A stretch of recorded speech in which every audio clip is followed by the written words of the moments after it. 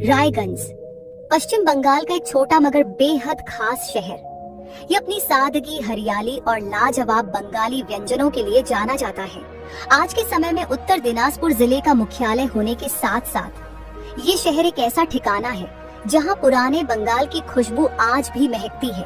तथा रायगंज शहर की सबसे बड़ी खासियत है यहाँ की शांति और सादगी से भरी सुंदर लड़कियाँ। यहाँ की गलियों में चलते हुए ऐसा लगता है जैसे वक्त कुछ देर के लिए थम सा गया हो।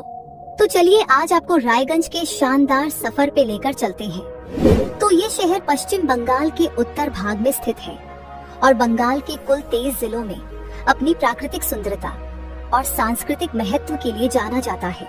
ये शहर मालदा, बालूरघाट, सिलीगुड़ी तथा बिहार के कटिहार जैसे क्षेत्रों से अपनी सीमाएं साझा करता है।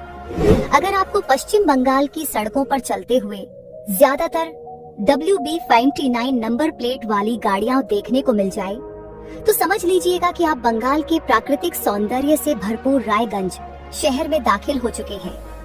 ये पश्चिम बंगाल का वो शहर है जो अपनी हरियाली से भरी राष्ट्रीय उद्यानों के लिए बहुत प्रसिद्ध है।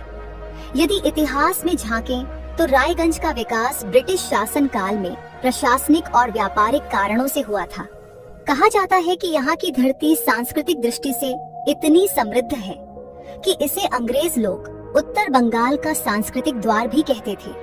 वहीं हाल के दिनों में पश्चिम बंगाल का यह शहर इको टूरिज्म का एक बड़ा केंद्र भी बन गया है। एक समय था जब रायगंज को केवल एक शांत और छोटा शहर माना जाता था, क्योंकि यहाँ की जिंदगी गांवों, खेतों और छोटी मंडियों में सिमटी हुई थी। लेकिन आज ये शहर बदलाव की राह पर है। यहाँ न्यू रोड्स का विस्तार हो रहा है और आने वाले वर्षों में ये पश्चिम बंगाल का एक बड़ा पर्यटन हब बनने वाला है। वहीं दोस्तों, अगर रायगंज शहर की बात हो रही हो और हम यहाँ के खान पान की चर्चा न करें तो ऐसा कैसे हो सकता है। तो चलिए आज हम आपको रायगंज का स्वाद भी चखाते हैं। तो यहाँ के सबसे ज्यादा प्रसिद्ध व्यंजनों में पारंपरिक माछ भात, स्वादिष्ट मुगलाई पराठा और शुक्तों का स्वाद शामिल है, जो यहाँ की पहचान है।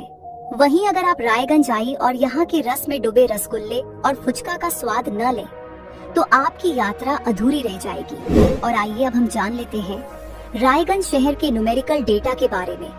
तो साल 2011 की जनगणना के आधार पर यहाँ की कुल आबादी लगभग 2,30,000 थी। वहीं धार्मिक रूप से यहाँ की आबादी में 75% हिंदू, 24% मुस्लिम और 1% अन्य समुदायों के लोग पाए जाते हैं। ट्रांसपोर्टेशन की बात करें तो रायगंज शहर यातायात के कई साधनों से जुड़ा हुआ है, जिनमें सड़क मार्ग और रेल मार्ग प्रमुख हैं। यहाँ का सबसे main railway station Raiganj railway station है। ये पूर्वोत्तर सीमांत रेलवे के अंतर्गत आता है और कटिहार, मालदा, सिलीगुड़ी और कोलकाता जैसे प्रमुख शहरों से सीधे कनेक्टिविटी रखता है।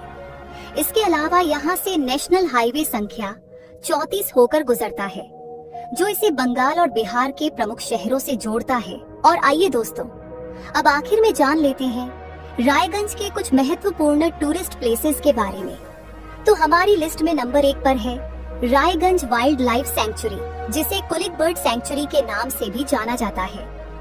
ये पक्षी प्रेमियों के लिए किसी स्वर्ग से कम नहीं है। ये सेंचुरी रायगंज शहर के पास कुलिक नदी के किनारे बसी हुई है और लगभग 130 वर्ग किलोमीटर क्षेत्र में फैली हुई है और ये एशिया की दूसरी सबसे बड़ी बर्ड सेंचुरी मानी जाती है। यहाँ हर साल जून से नवंबर के बीच हजारों प्रवासी पक्षी आते हैं। नंबर 2 पर है बुरहाना फकीर मस्जिद। ये मस्जिद रायगंज शहर के धार्मिक और ऐतिहासिक स्थलों में से एक मानी जाती है। इसका नाम एक सूफी संत बुरहाना फकीर के नाम पर रखा गया है तथा ये मस्जिद की स्थापत्य कला काफी पुरानी लेकिन खूबसूरत है, जहां हर शुक्रवार को बड़ी संख्या में स्थानीय मुस्लिम समुदाय के लोग नमाज अदा करने आते हैं। तो दोस्तों, ये था पश्चिम बंगाल का रायगंज शहर। अगर आपको यह जानकारी पसंद आई हो तो इसे एक लाइक जरूर करें। धन्यवाद।